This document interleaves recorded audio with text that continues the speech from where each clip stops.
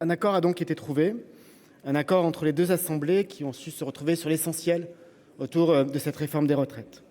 Un accord qui réaffirme sans ambiguïté l'attachement de la représentation nationale à notre système par répartition, hérité de l'après-guerre.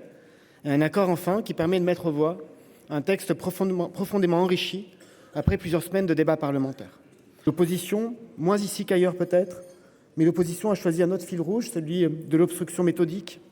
Une obstruction qui sacrifie la mission même d'un parlementaire, qui abîme le débat chaque jour un peu plus, et une obstruction qui aura été assumée dans une confusion inouïe entre la légitimité du Parlement et l'expression de la rue.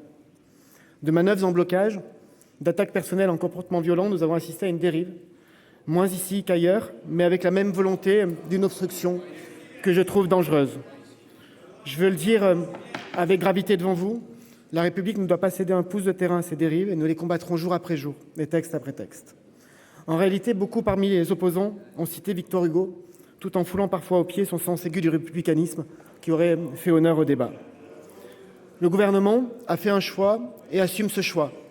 Ce choix, c'est celui de surmonter cette obstruction pour assurer la clarté et la sincérité des débats.